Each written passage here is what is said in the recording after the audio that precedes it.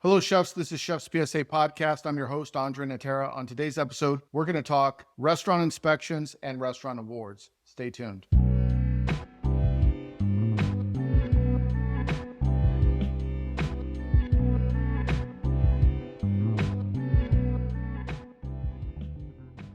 So before we get started, if you're listening on Spotify, make sure you leave 5 stars. If you're watching on YouTube, hit the like and subscribe button. And go to chefspsa.com where you get everything that I do, including every single book I've written. There's a lot of free ebooks there as well, including Food Cost Mastery for those of you that are struggling with food cost. That is a companion to a 3-part series I did on food cost. A Critical Path to Opening Up a Restaurant, which is also a free guide that I did as a companion to a 2-part series on Chef's PSA. A culinary dictionary if you need to sharpen your vocabulary. If you're new to the industry, it might be beneficial. A recipe book titled 100 Basic Recipes. The new book I just wrote, Bad Cooks Everywhere, which is now available on audio as well as Spanish and a lot more. Anyway, go to chefspsa.com. You get everything. Also, if you enjoy the podcast and you want more Chef's PSA, you could become a premium subscriber on my Substack where you get early access to podcasts. I think about 3 or 4 ahead on there. Plus, there's exclusive podcasts that have never been released that are only available on Substack for premium subscribers. For $10 a month, you will also get the Culinary Leadership Fundamentals video course, all of the ebooks that I just mentioned, the class How to Manage Like an Executive Chef,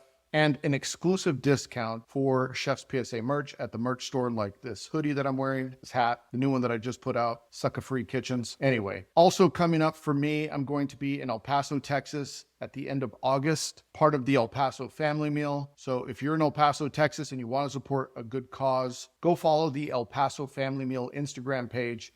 And more importantly, go get a ticket, have some good food, hang out with some cool chefs, maybe even the coolest chef ever, myself. Anyway, we digress. What are we talking about? Food critics, restaurant awards, inspectors. It's a hot season right now in Texas. So for people that don't know, the Michelin Guide just announced that they are going to be in Texas. Now, I currently live in Austin, Texas, and I spent a large part of my career as a chef in Texas between Dallas and Austin, Texas. So Michelin coming to Texas is exciting for everybody that's been here for quite some time. It's something that we've always wanted as native Texas chefs, because when the Michelin Guide was first introduced in the US, it went to New York, California, Chicago, Las Vegas. They've started expanding now to Colorado, Atlanta, Miami, and here they come to Texas, right? For many years, every chef, their dream was they want to work in a Michelin star restaurant and one day hopefully get a Michelin star of their own, right? That pushed them. The level of culinary excellence that came from people striving to get to this recognition and this award really saw the emergence and innovation in a lot of cuisine. You can't dispute that. Some legendary chefs are 3 Michelin star chefs. So Michelin now coming to Texas, it's something that we've all wanted for years because a lot of Texas chefs always compared themselves to the bigger cities and wanted to play in the big leagues. Well, now we're in the big leagues. Not gonna lie, it gives me the itch to jump back in the kitchen. I'm not saying I'm gonna do that, but for a unicorn opportunity, so someone wants to buy me a restaurant and push for a star, you can call me. But I'm not going back in just to go back in. I'm only taking hero side quests at this point in my career. So with all this talk of Michelin coming, behind the scenes, a lot of chefs are talking. There's group texts. I've been interviewing chefs on the podcast that I think could potentially be contenders for Michelin. And there's a lot of excitement wrapped around this. So the other day, this is kind of what prompted the episode. The other day, I'm out at dinner with one of my good friends, Junior Borges, who is a great chef. He was nominated for Outstanding Chef by the James Beard Foundation. And when he was in Dallas, I think he got like Best Chef according to a lot of different publications. But anyway, he and I are out at dinner the other day, and we're almost certain that the person sitting next to us might be an inspector. I won't say what restaurant we were at. Now, the person's restaurant that we were at will know who I'm talking about because I immediately texted them. So we're sitting there and we're talking to shit, as chefs do, right? And I immediately noticed that the single diner that was sitting next to me was extremely interested in the conversation that we were having. So I thought to myself, I better watch what I say. Don't say anything that I wouldn't say on the podcast. I don't want to get in trouble. I don't know who this person is, right? For all I know, they're another chef or restaurant owner or fan. I don't know who they are. But anyway, they seem very interested in our conversation, especially because we're talking about some things about Michelin. When we arrived, they were on coffee, but they seemed to want to linger around for another hour, sipping their coffee, really interested in what we were talking, but pretending that they're not listening, but we're not idiots.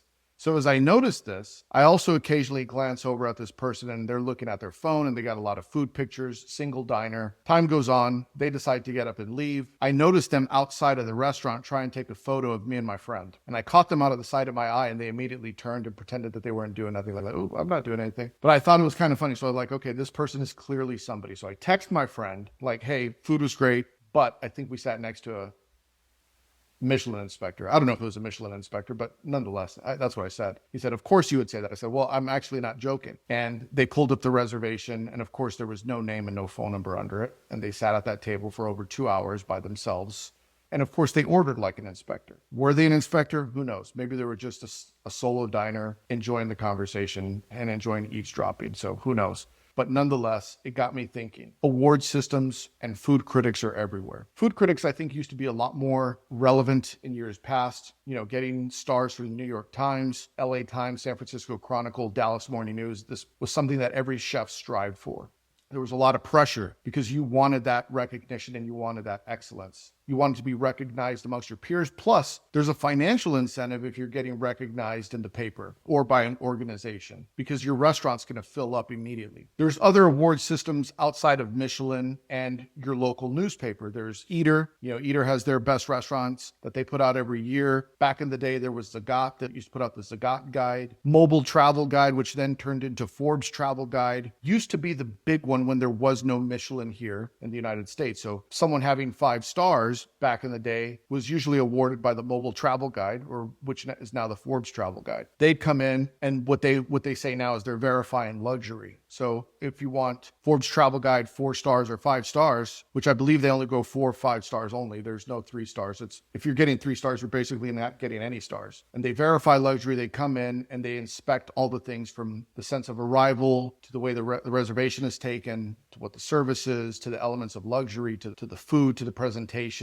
Is there a theatrical presentation involved, etc.? Your food critic locally might have different expectations. What's difficult about local food critics is sometimes they're arbitrary. You have no idea what they're going for, so you don't know, but maybe it is a star system or maybe it's just a written review. Of course, there's the James Beard Award Foundation, World's 50 Best, which is, honestly, right now, probably the big player. Everyone wants to get on the World's 50 Best, and getting number 1 on the World's 50 Best is like a unicorn amongst unicorns, right? So big respect to those chefs that are able to do that. And there's a lot of other award systems, but let's talk about food critics. And for those of you that don't know, I did an episode early on. It was called My Food Critic Experience. It's like, I think it's episode like 3, very early on in the Chef's PSA podcast. I think it's important that you go back and listen to it, especially if you're in the type of restaurant that could potentially have a food critic experience. So some of the things that I'm going to talk about today might be repetitive if you've listened to that one recently, but if you haven't listened to it in a while, this is a good refresh. If you're a chef, you have to take these inspections serious because they can affect your business. I know a lot of chefs out there that say, I don't care about awards. I don't care about anything. It's about the business. It's about butts in seats and how much money we're making. And I agree. That is true. But some of these awards can also put more butts in seats, or they could stop those butts from being in the seats, right? People do read these things. I don't think they're as strong as they used to be, but they're still strong nonetheless.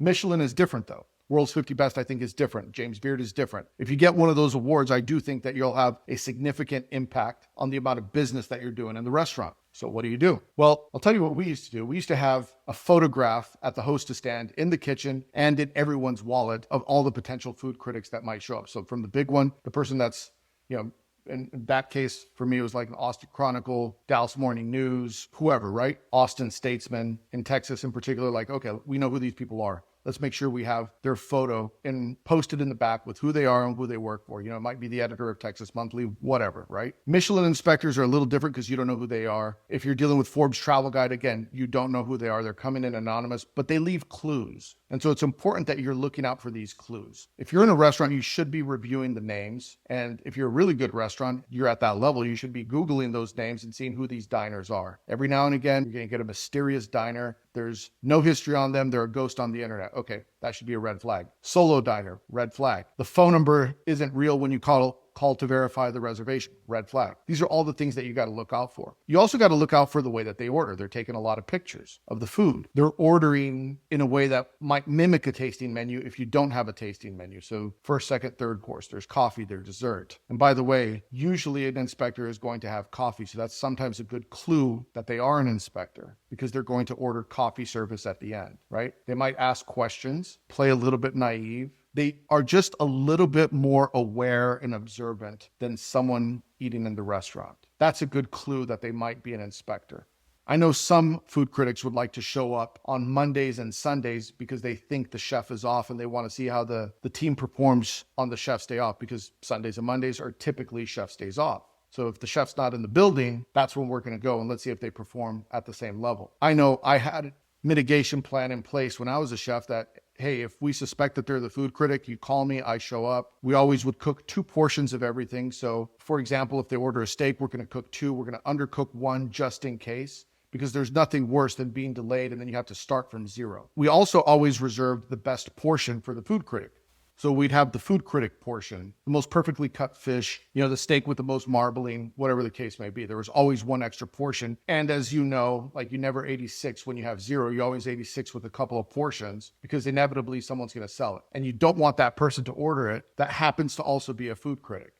Right? So you always have a little bit of backup ready to go. You have the best cook on the line cook that dish, the person who knows that dish inside out. A lot of times the chef plates it. The chef has eyes and hands on the dish before it goes out and the dish when it comes back to see what they ate, to see if they picked it apart, right? I once had a food critic come in and I would position them in parts of the restaurant where there was bearers so I could watch them. And then I would sit at an empty table next to them and I would position my friend there to dine next to the food critic to give me a play-by-play of what was going on. So they would say, they're tasting the sauce, they don't like the sauce, or, they're talking about this. So that way I would always confirm that it truly is a food critic. And I would see a little play-by-play, because there's nothing worse than when you're getting inspected and you know you're going to get inspected and you have this anxiety going through you as a chef, like, was it good or was it bad? Because you get no feedback for weeks, right? Because the food critic might come in and it might be 3 or 4 weeks before that article is ever written in the paper. Or in the case of like Michelin or something like that, you're not going to know until the awards come out.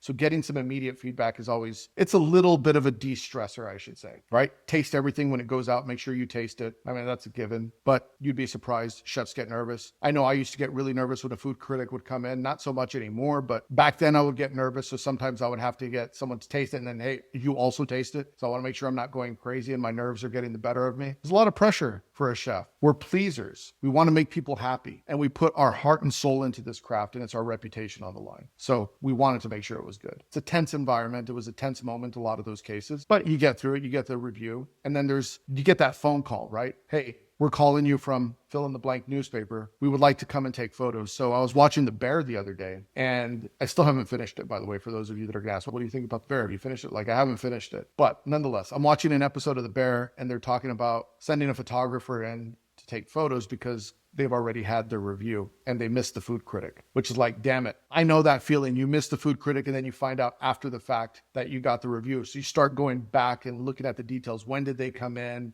What did they order? You start going through checks. How did we not catch it? Everyone's pointing fingers and you're like, what are they going to take photos of? Well, usually they send someone to take photos of the things that they ate. So it's like, okay, they want to take a photo of the fish and the steak and the duck. So deductive reasoning says they probably ate on this day and the only table that ordered those things with a single diner was this person, right? So who was their server? How do they do? Do you remember anything about the table? You start going through all those things, right? Then they take some photos and of course, they showed this in The Bear, like, can you give me any information on, like, they can't tell you anything. They don't know anything. They're a photographer. They might not even have any contact with the food critic, but you want to make sure your food photos look good because it's going to come out in the paper and people are going to see it, right? There's nothing worse, by the way, than you make this beautiful food and the photographer is like, man, this looks so good. And they're tasting it and you feel like, oh, it's a great review. And then you read it and it's like, the food was trash. You're like, fuck. Heartbreaking, right? But you got to prepare nonetheless. So I do weekly Q&A on Instagram. And on the weekly Q&A, someone asked me, Michelin's coming to Texas. If you had to get a Michelin star,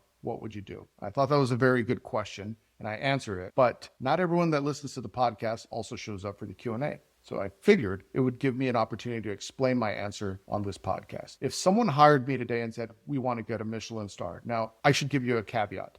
I don't know if I could get a Michelin star. I would love to try, but there's no certainty that I could get one because I've never gotten one. I have no proof that I could get one. I've gotten other awards, best new chef, best chef, or a 4-star award here and there, but I've never received a Michelin star. So I can only speculate that I could get one because I've received other awards and I'm a good competitor.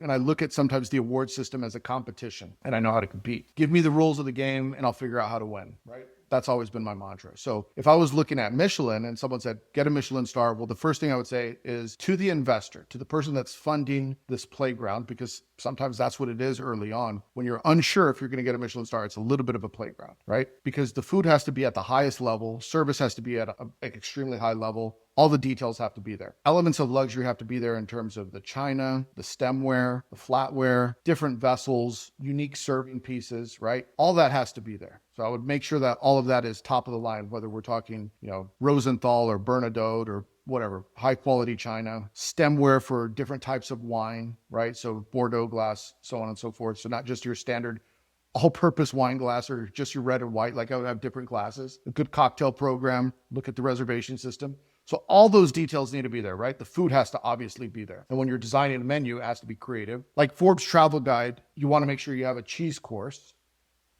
right? Because at least it used to be listed on the audit that they were looking for some sort of cheese offered, right? I don't know. And you'd lose some points. It's not mandatory that you need a cheese course to get 5 stars, but it would help towards the point system, right? So you want to make sure you consider all those things, really take a detailed look at what it is that they're looking for. Make sure all that luxury is there. Polish up the language, luxury service, luxury language. From a food standpoint, creativity has to be there, the trend has to be there, but the technique has to be there. There's a difference when you pour the sauce in the kitchen versus pouring the sauce tableside. And I know in one inspection that we got points deducted because in the transport of the plate from the kitchen to the dining room, the sauce shifted. So was it unappetizing? No, but to the inspector it was. So after that, we made the decision that particular dish needed the sauce poured tableside, right? It adds another element of luxury, theatrical presentation, right? All those things matter. Sometimes just sprinkling herbs on the plate doesn't work because it doesn't look like it was plated with intention. So a lot of people give shit to tweezer chefs. It's like, well, everything is intentionally placed somewhere. So it has to look like it's meticulously placed randomly, right? That's what I like to say. So after you have all that, hopefully you have a good restaurant, but more importantly, you got to have the right team. So again, magic wand, money's no object, big time investor. What I would say is my sommelier, my pastry chef,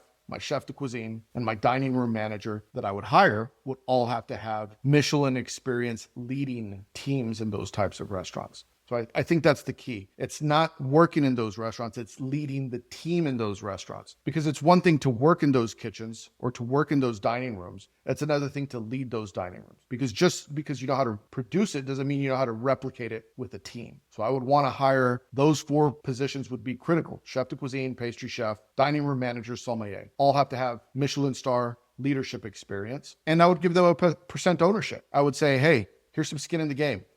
You're incentivized to stay here. That way they're not quitting after 6 months when shit gets difficult, right? I'd want to lock those 4 positions in because for me, those would probably be, besides my position, which I don't know what my position would be, chef owner, chef podcaster. Anyway, those would be the positions that I think would be most important because they're the ones that are going to do the majority of the heavy lifting day-to-day service, right? I would be the brains behind it. And I got good chef brains.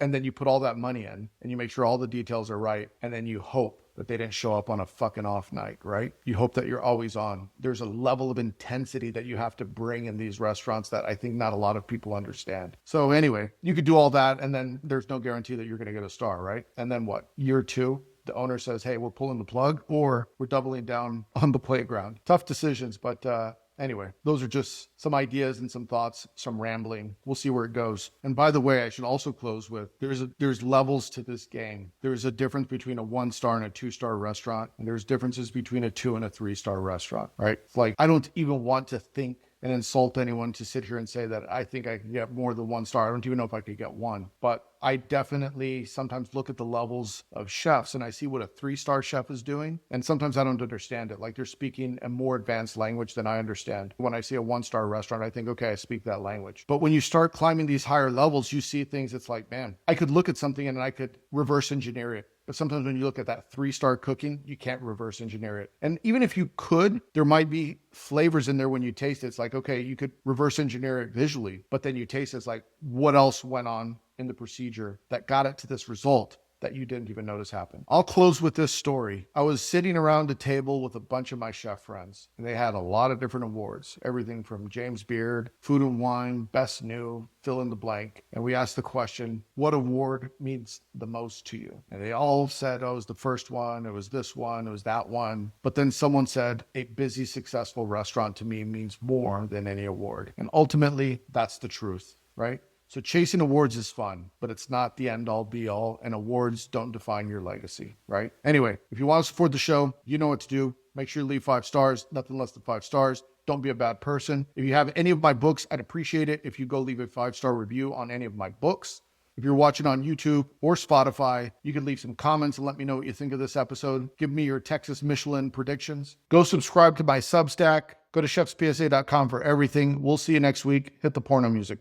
Yo, it's André in the kitchen, mixing, dropping chef knowledge, no fiction, stirring up the beats, heating up the session. Listen close, classes in session.